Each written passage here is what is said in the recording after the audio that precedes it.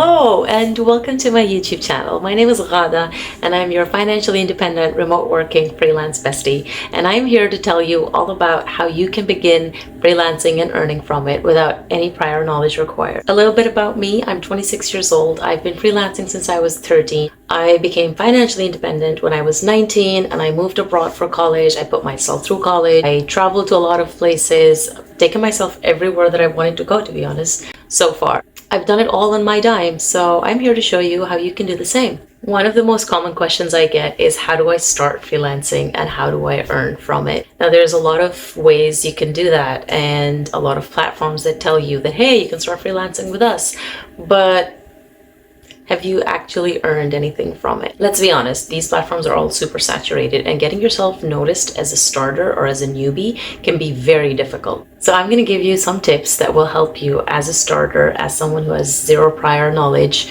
to launch into the freelancing world and actually start earning from it.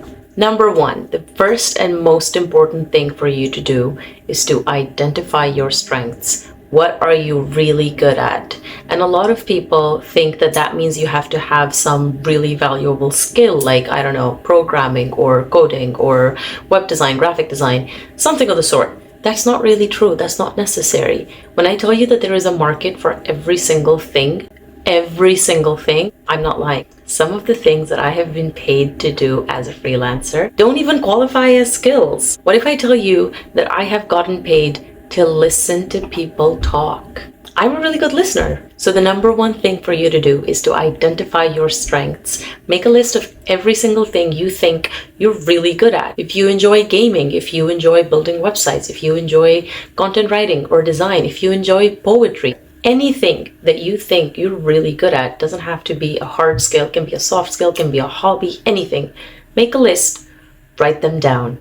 The next thing you should do is identify your market. See if the thing you really enjoy doing has people who are willing to pay for it. Now, let's take poetry, for example. My strongest point is writing. I am a writer and I've written poetry. I've done creative writing, blog writing, content writing, copy content, ghost writing, ebooks, you name it. You need to identify whether there's a market for the thing that you enjoy doing. And believe me, you will find a market. Easiest thing to do, go to Google, search up get paid to do blah, blah, blah. Get paid for poetry. Get paid to write poems. Now, I can only speak for the things that I've gotten paid to do, but I'm sure there's a market for the things that you love to do as well. Number three, freelancing does not have to be on the internet. It doesn't have to be online. And that's a misconception that a lot of people have. Freelancing, by definition, means earning money as a freelancer. And a freelancer is a person who gets paid per job, per task. I know someone who really enjoys traveling. They earn money being a freelance tour guide based on the season, based on the availability. It doesn't have to be on the internet. Whatever it is that you are good at, write it down, identify your market, and it doesn't have to be online. Number four, your portfolio. Now, I know I said this video was for starters and for newbies, and obviously being a starter, you don't really have a portfolio. But you'll be surprised to know, if you're really good at something and you've been doing it for a while, that counts as experience, and experience creates a portfolio. Now, whatever it is that you enjoy doing, poetry, for example, you may not be published in any big magazines, but you have written poetry before. You can attach those as samples. You've done something in school, in college, and worked on a project with a friend. Anything, the particular thing that you're trying to monetize, use that, put it all together, create a portfolio. Your portfolio doesn't have to be super extensive. It doesn't have to be super fancy. You can make it on Canva. That's for free. You can make a blog. You can put it in a Word doc. You can make a PDF. Anything that just puts all of your experience and skills in one place counts as a portfolio. A lot of people have been using LinkedIn as a portfolio. You can do that as well. It's a platform that is built for that purpose. Go make a portfolio.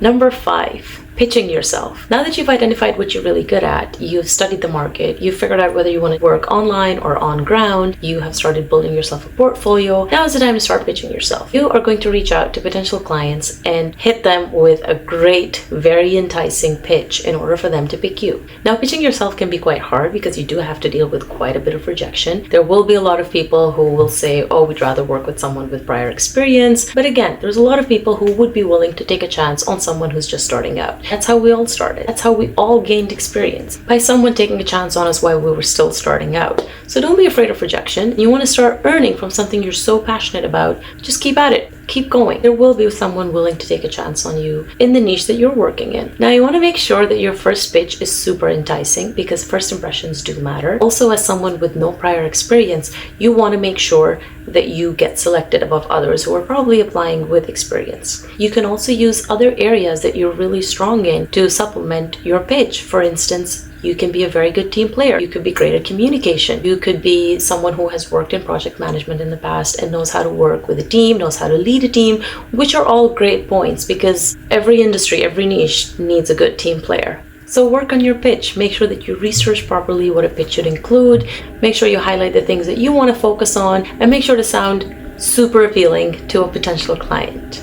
I'm also going to give you a couple of bonus tips. Bonus tip number 1. Networking. Make sure that you get to know other people in the same niche, in the same industry that you're aiming to work in. Expanding your circle, being more sociable, being someone that people would enjoy working with or talking to or being around really helps you gain more clients, expand your network. Maybe work with someone who has a client but can no longer deliver for them because of time or work constraints. Make sure you network. There are lots of platforms. You can use Facebook, use different forums, you can use Reddit. A lot of places where you can network with similar-minded people who work in the same niche who are also aiming to earn money from that particular skill that you're really good at.